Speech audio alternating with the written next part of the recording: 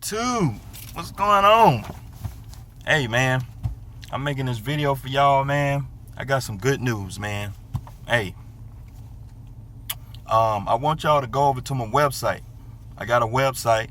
I don't know if any of y'all know about it, but I got a website, JH Services Co. at no, it's jhservicesco.com. Okay, you go over there to my website. I got a video for y'all. It's how to create an LLC.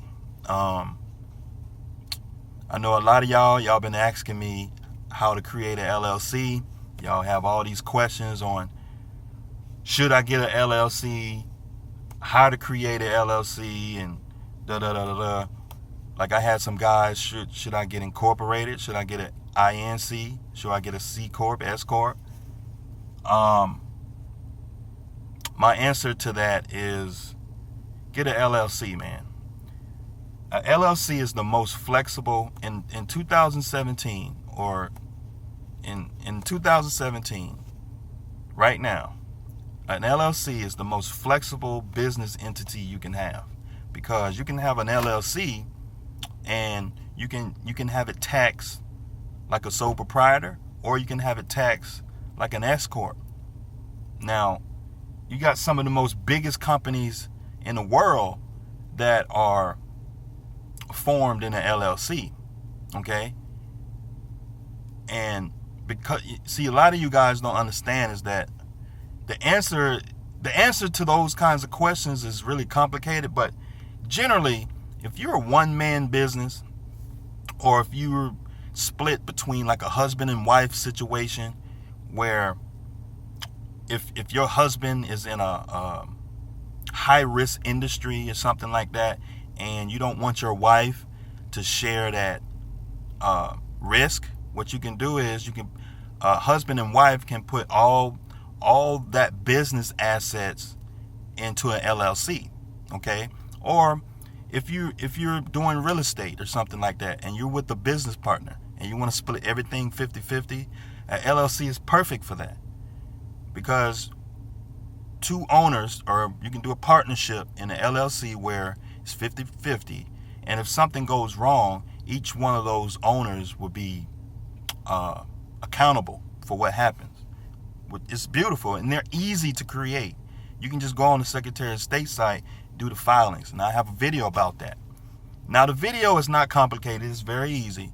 Like I say, if you go over to my website, jhservicesco.com, I got a video for y'all showing y'all how to create an LLC. But like I was saying, generally, if you're just a small business, you're just trying to get your business off the ground, a LLC is very inexpensive. It's easy to create, and it's easy to maintain. And when you're a small business, that is very important when you don't necessarily have a lot of money coming in, and you can have a viable business entity to grow your business, okay?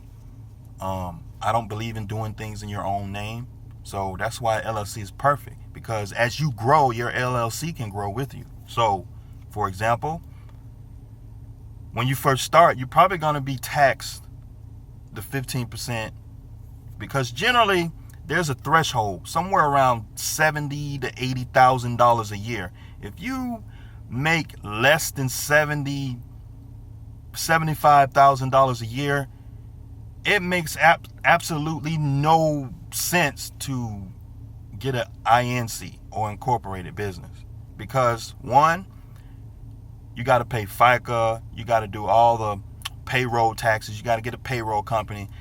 A payroll company is going to cost you about anywhere from about $1,000 a year to maintain, and then you got to comply with all the labor laws that comes with a corporation and a C Corp.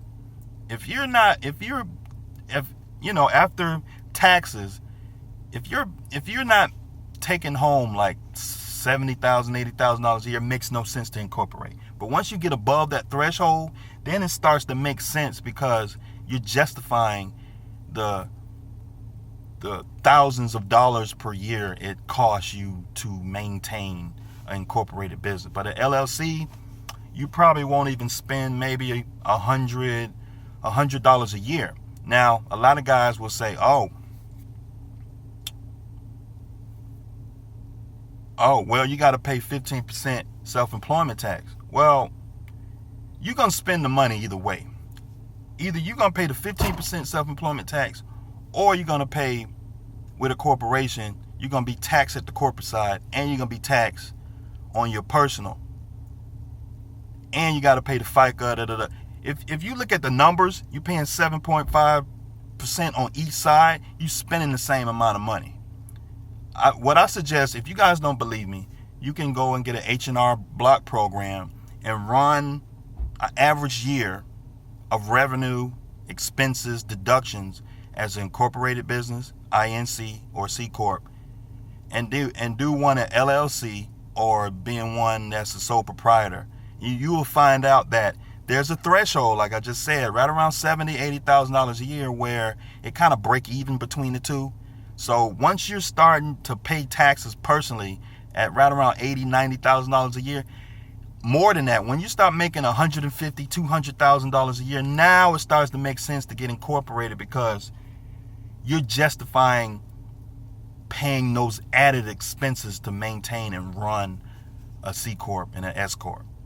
But if you're not, you're going to be throwing money out the window. And then you got to comply with, you got to do minutes. You got to comply with all these rules and stuff. And LLCs, the federal government don't recognize LLCs, so you're taxed on the personal side, and it's just a flow-through entity. So you just pay taxes on your personal, you just round up your deductions, and you pay taxes on your personal. And they're simple. Every year you do your yearly filing, and they're easy to maintain. You just have a operating agreement, and you're in compliance with the laws, as far as like the corporate veil laws and whatnot. So long as you have a business checking account, you have no problem with piercing the corporate veil. So, like I said, guys, I don't want to make this video too long, but yeah, go ahead on over to my website, jhservicesco.com, and let me know what you think about the video, man. I got a Facebook for my business, JH Services, and I got a Twitter for my business, JH Services.